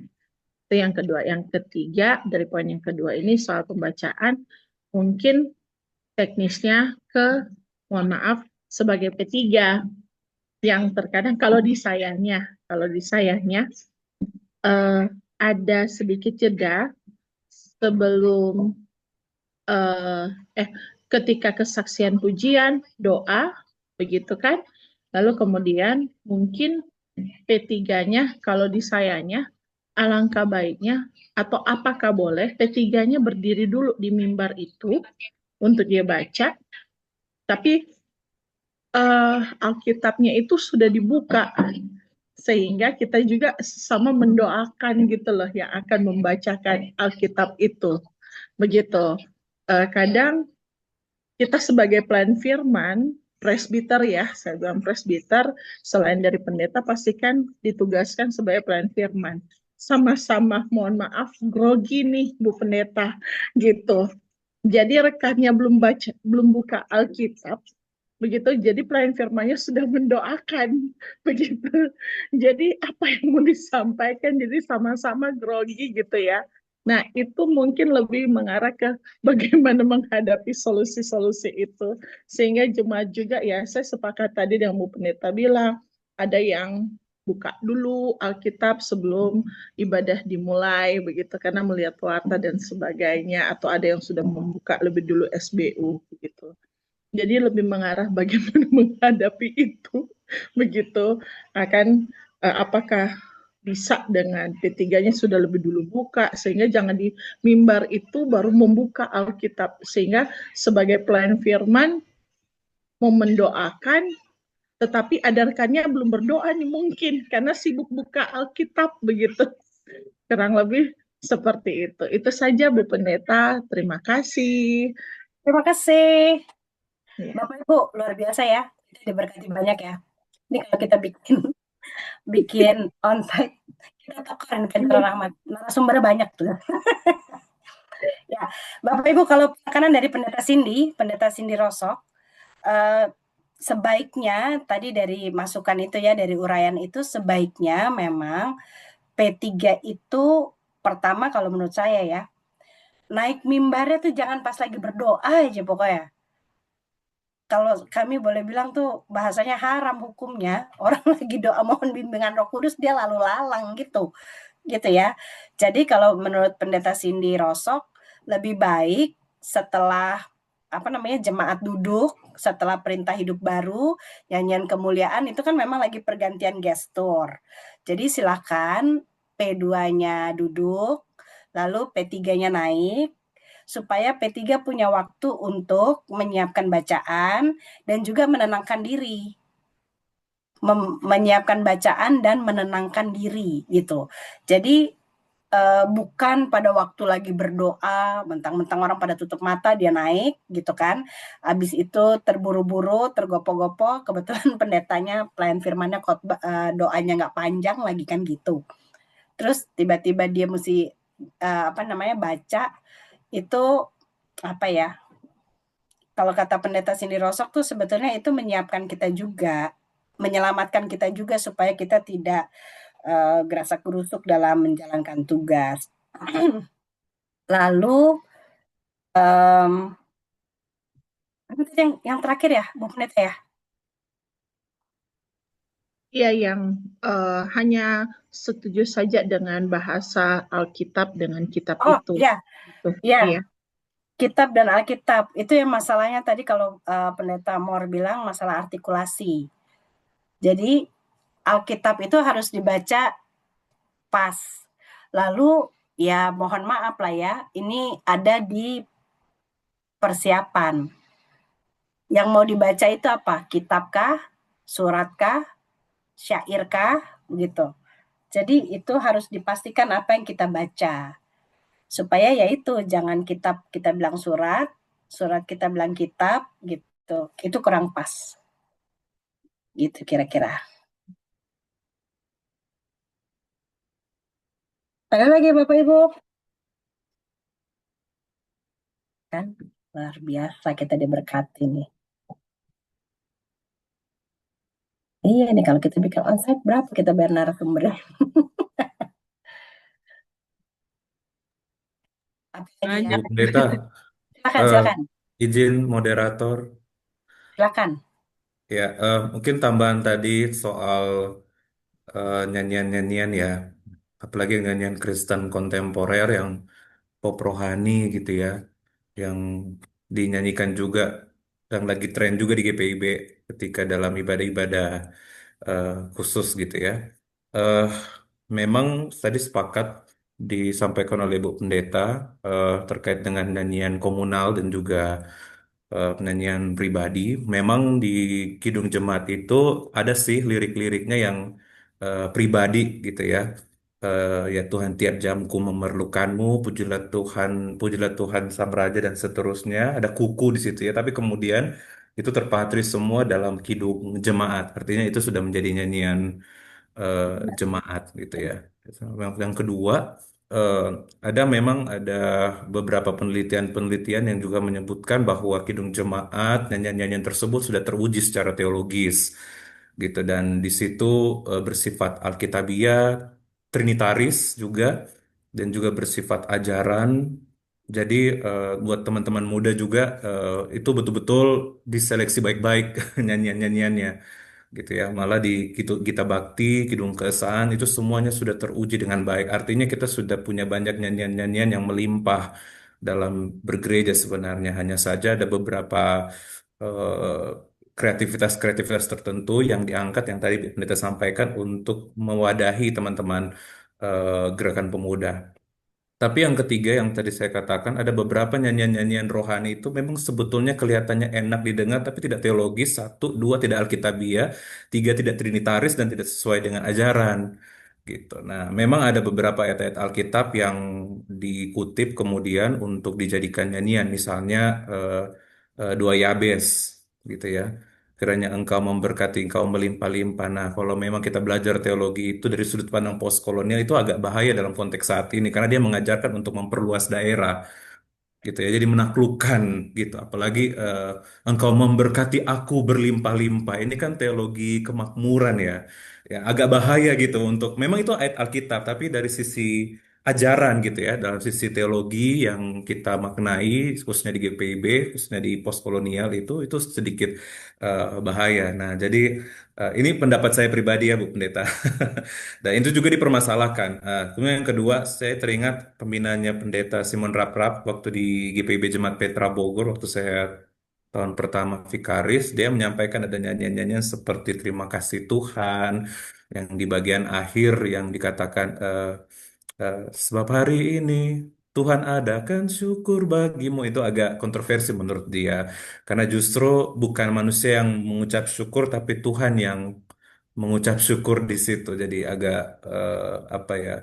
Nah, makanya lagu Terima Kasih Tuhan yang terkesan sangat baik itu tidak dimasukkan dalam kidung kesan ya karena itu tidak agak ini ya secara teologis itu perlu dilihat kalimat-kalimat itu. Bahkan dalam kesaksian-kesaksian pujian pun harusnya semakin bernafas ya.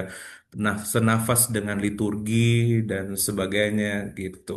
Jadi bukan berarti GPIB ini kan anak-anak muda seringnya GPIB kaku sekali ini, tapi justru kita mendidik dan menolong gitu ya. GPIB itu mendidik dan menolong supaya tidak semua serta merta diterima, tapi dengan didikan hikmat dan dari Tuhan melalui gerejanya kita belajar bersama bagaimana memuji Tuhan dengan baik dan benar, sopan dan teratur. Mungkin itu saja Bu Pendeta yang bisa saya sampaikan. Terima kasih. Iya emang. Nanti kita akan bahas ini di topik musik gereja ya, Pak Pendeta ya. Nanti mana tahu kita bisa kolaborasi lebih matang lagi. Em, apa ya ngomongnya? Karena kita ada di krisis itu. Saya pribadi besar di Kidung Jemaat, pencinta hymns, tapi ketika ancaman bahwa ini nih anak muda kita nih kalau nggak didengar ntar dia ngambek nggak balik-balik lagi. Kalau kata jemaat yang lain, bukan jemaat yang di sini. Ada jemaat bilang gini, Ibu Pendeta, Pak Pendeta itu 5 tahun, 4 tahun pindah. Lah kita ngumpulin lagi anak muda kita. Oh iya juga ya. Jadi ya, tapi tetap tetap saya sebagai pendeta GPIB sejati, saya akan tetap bicara sebagaimana yang kita mengakar. Kita berakar dari situ. Ada lagi Bapak Ibu tentang rumpun pelayanan firman dulu. Ya ini kebetulan bisa diakan bisa ketua ya. Jadi ini bisa buat semua dan juga yang baca Alkitab itu bisa semua, bisa jemaat.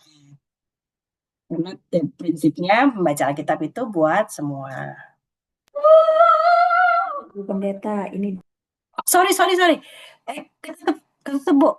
Bu Cece. Nah ya. ini Bu Pendeta, mohon maaf kalau ada suara-suara sumbang ini anak saya juga ikut teriak-teriak. Bu Pendeta, hal yang tadi barusan Bu Pendeta sampaikan bahwa ada di beberapa gereja yang untuk pembacaan Alkitab hanya dikhususkan penatua, diaken tidak boleh. Gitu kan? Masih ada yang se ekstrim itu. Artinya dalam hal ini baiknya diberikan pemahaman begitu Bu Pendeta bahwa penatua diaken yang memang diperkenankan karena itu juga dalam ibadah pelkat pun dalam ibadah keluarga pun mereka diperkenankan untuk berkhotbah kan. Kenapa di ibadah minggu mereka tidak diperkenankan untuk membaca Alkitab gitu yang petugas apa P1, P2, P3 itu ya. Begitu Bu Pendeta. Artinya pemahamannya dulu Bu Pendeta. Supaya dalam hal ini kami juga pendeta-pendeta yang bertugas di jemaat pun ada jemaat yang kok boleh sih Bu, dulu kami nggak boleh gitu. Seperti itu. Jadi kesannya yang imam itu hanya penatua gitu ya, bahasa kasarnya itu imam itu hanya penatua. Dia kan udah bagian meja-meja aja sama kunjungan udah nggak boleh yang lain dah. Itu Bu Pendeta. Terima kasih. Itu kalau sampai diaken nggak boleh baca Alkitab, Martin Luther, John Calvin, Wycliffe itu bisa bangkit dari kubur itu. Itu yang diperjuangkan oleh para reformator kan, bahwa Alkitab untuk semua, Alkitab harus bisa dan harus boleh dibaca oleh semua. Nanti kalau kita larang diaken nggak boleh baca Alkitab, bisa bangkit itu reformator itu dari kubur tuh. Jadi pembacaan Alkitab itu boleh semua. Tapi kalau misalnya begini, di tata ibadah kita itu menjadi tanggung jawab dari pelayan 3, P3 ya. Jadi kalau misalnya kita mau melibatkan yang bukan presbiter, bahkan jemaat, perwakilan jemaat, pertama jemaatnya itu harus dipersiapkan. Kecuali kalau misalnya ibadahnya lebih kekeluargaan, di ibadah keluarga itu pun kalau kita minta keluarga yang baca Alkitab, kalau ternyata mereka tidak bersedia, kita harus bisa mengantisipasi. Lalu pertama jemaatnya itu harus dipersiapkan supaya pembacaannya juga benar. Tapi tetap berada dalam tanggung jawab P3. Makanya kadang-kadang rese ya. P3-nya tuh kasihan banget. Dia cuma baca pembacaan Alkitab dari sini yang begini bunyinya. Terus dibacain orang, habis itu dia muncul lagi. Demikian pembacaan Alkitab. Cuman gitu. Tapi walaupun cuman sesingkat itu, Bapak Ibu yang suka bertugas melayani sebagai P3, tapi itu menunjukkan bahwa pembacaan Alkitab itu menjadi tanggung jawab secara liturgis, itu menjadi tanggung jawab P3. Gitu. P3 itu bisa disettingnya bisa siapa aja, penatua bisa, diaken bisa. Gitu. Jadi itu semangat, justru alasannya itu semangat reformasi bahwa Alkitab harus bisa dibaca oleh semua orang. Ketika para reformator itu mendapat kritik, loh tidak semua orang itu kan suci dan kudus, cukup kudus untuk baca Alkitab. Itulah kenapa di rumpun yang pertama ada pengakuan dosa, berita anugerah, dan perintah hidup baru. Itu yang secara simbolis, secara liturgis itulah yang memungkinkan orang menjadi dibenarkan, dikuduskan untuk baca Alkitab. Oh ini nih ada di chat nih dari Pendeta Meliti. Ada juga diakan atau penatua yang improvisasinya banyak banget. Iya. Itu dia maksudnya. Jadi ini yang dari awal saya bilang, ini masih terjadi walaupun sudah diingatkan bahwa ibadah yang eh, apa ya? Ibadah yang sebenarnya itu adalah perjumpaan spontan antara Tuhan dengan kita. Karena itu instruksi-instruksi sebaiknya di dikurangi. Tapi ya itu sampai sekarang juga masih ada diaken penatua yang improve-nya banyak banget. Baca Alkitab, judul-judulnya, perikopnya, lalu kalau ngajak nyanyi, judul-judulnya gitu. Itu masuk dalam pembiasaan ya Bapak Ibu ya. Mungkin kita pelan-pelan nanti juga terbiasa dengan begitu.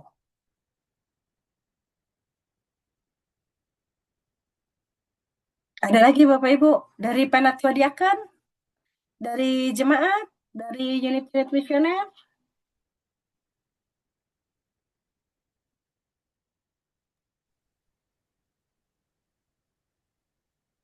Ada? Bagaimana Bapak Ibu?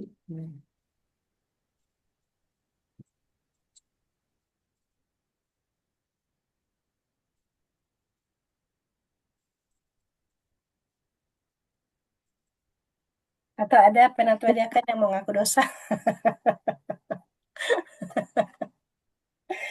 Aduh, nggak persiapan nih, penang enteng, alah Alkitab kan gampang ya, gitu. Cuman baca. Begitu baca, ternyata dia dapat bacaan silsilah nama-nama itu. Yang susah banget bacanya.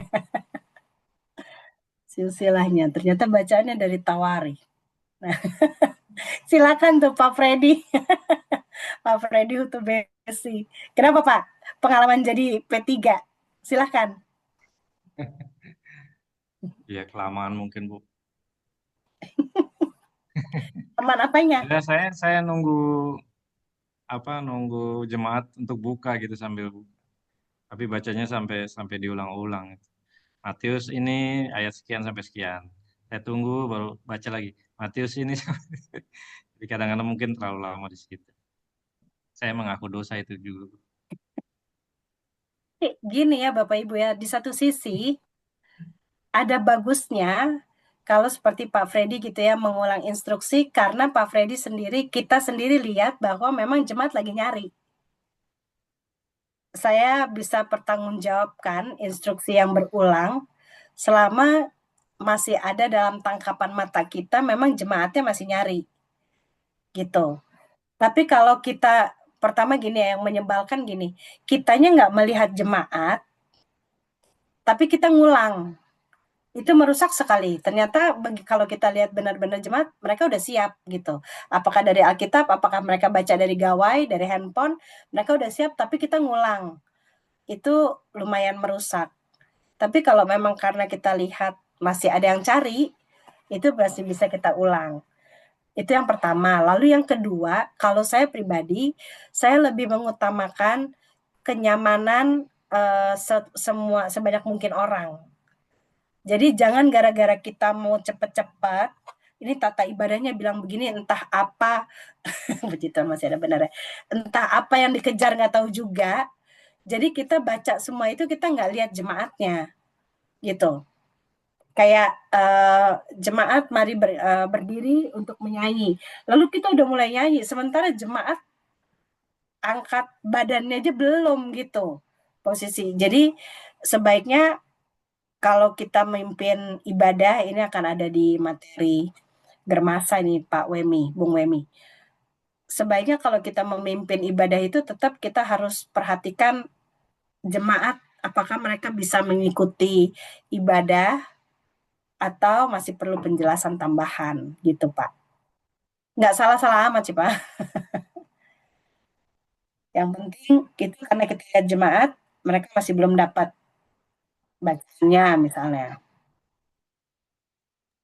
Oke, makasih Bu.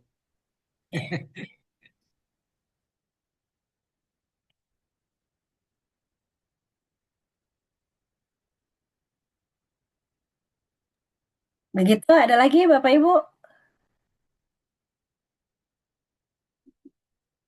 Masalahnya apa? Biasa P3 itu masalahnya apa? Kami jarang jadi P3. Apa biasa masalahnya P3 itu?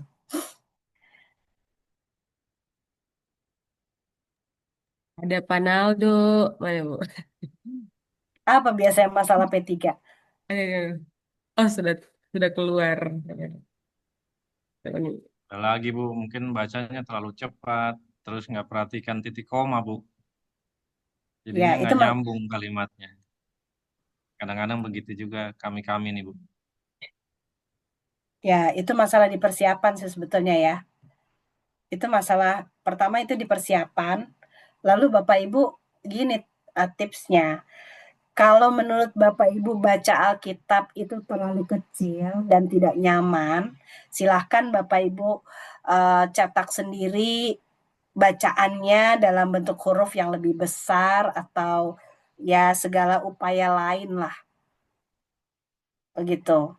Kan gini, di mimbar kecil tapi setiap gereja nggak sama ya.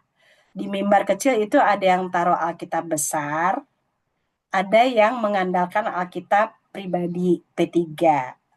Plus minusnya ada.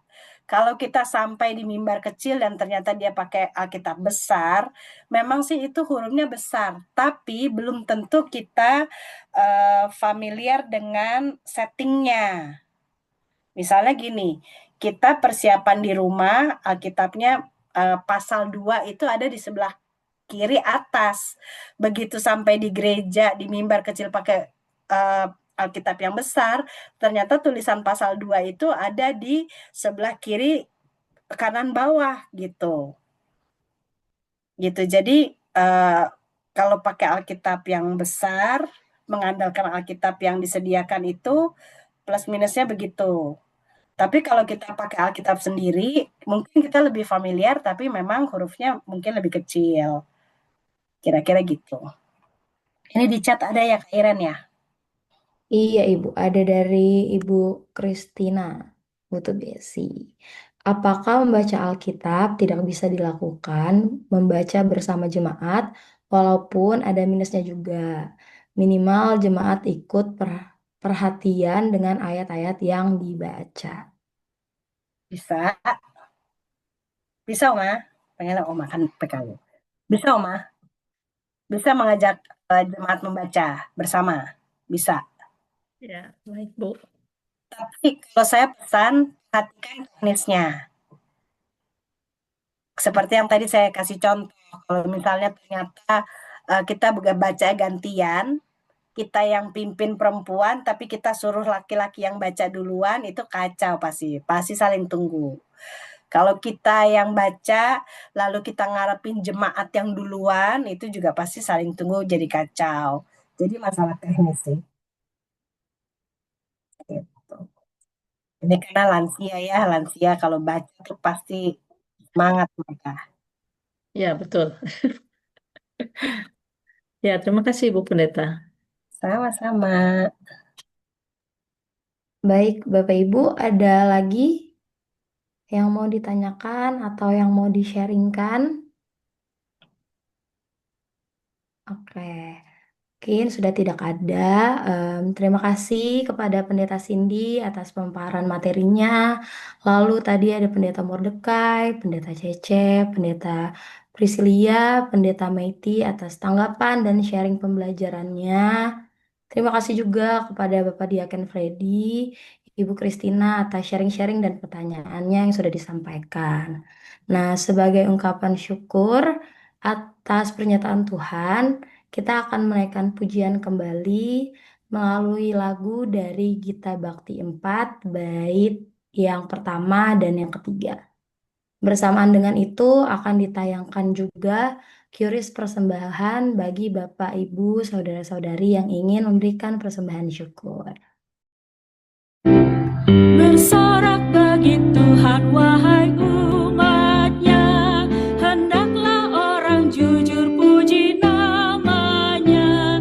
Mainkanlah kecapi dan taburlah rebana, bermasmur bagi Tuhan dan bersyukurlah. Tindakan keadilan disukainya, dan bumi dipenuhi oleh kasih-Nya.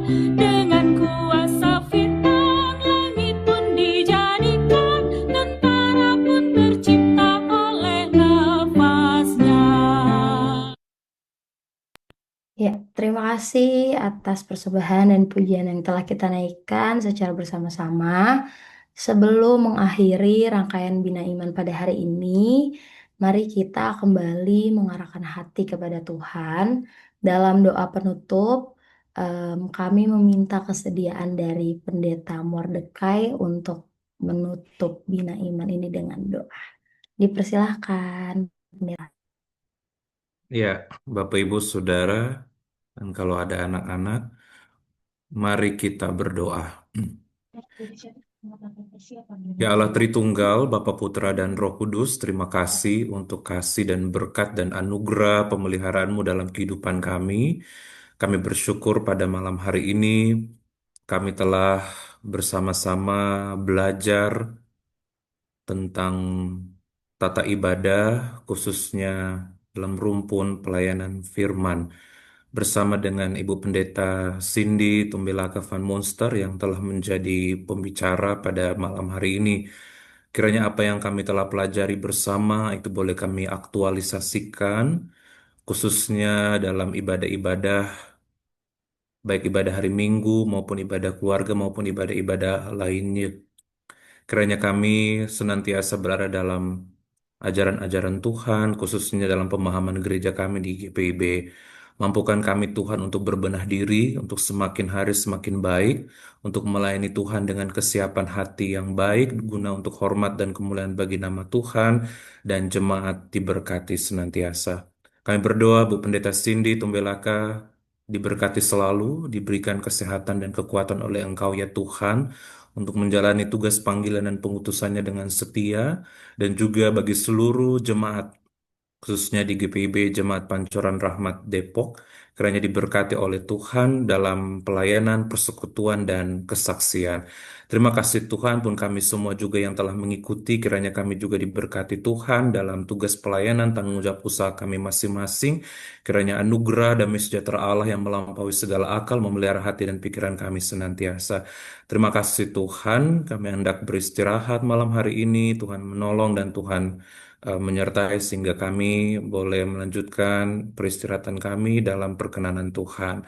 Terima kasih ya Allah Tritunggal, ini kami yang bersyukur, kami bawa dalam nama-Mu, kami sudah berdoa. Amin. Amin. Terima kasih Pendeta Terima kasih Pak Pendeta Ya, Mordekai. sama-sama Bu Pendeta Cindy. Terima Tuhan kasih Kak berkati. Pendeta. Vikaris Dengan Janet, demikian, mantap. Bapak Ibu, rangkaian Bina Iman pada hari ini telah selesai. Terima kasih atas kehadiran dan partisipasinya yang luar biasa. Tuhan Yesus memberkati, tapi sebelum itu kita mau foto dulu. Jadi Bapak Ibu boleh dinyalakan kameranya.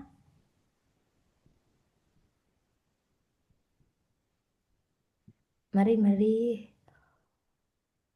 Waduh, nobar itu Tante Ina sama Om Henry ya. Nobar. Asik. Ayo Bapak Ibu lainnya. Oh, ada ini sih Ren. Wah, sirat. Dinyalakan kameranya. Oke. Boleh di slide yang pertama dulu ya. 1, 2, 3. Ulang. Bentar. 1, 2, 3. Slide selanjutnya. Boleh gaya lagi. 1, 2, 3. Oke. Oke. Terima kasih Kak Terima Ira. kasih. Bapak Ibu Pendeta Cindy, semua. terima kasih. Pendeta Cece. Terima kasih Bapak Ibu pendeta. dari jemaat-jemaat Ibu lain. Pendeta Cindy. Dari Abraham Langsung. Serang. Ya, dari Kutai Barat, Dari Barat, Getsemani juga terima ada ya. kasih. Mai Dari Jember, Getsemani Jember. Makasih ya. Bapak Ibu pendeta yang selalu mendukung. Terima kasih. Ya, ditunggu yang selanjutnya Bu Pen, keren banget. Kan Ya. karena kalian ikut nimbrung lah. Selamat malam Bapak Ibu. Selamat malam. Masa depan kembali. Selamat beristirahat. Izin keluar. Terima Malam kasih. semuanya. Malam.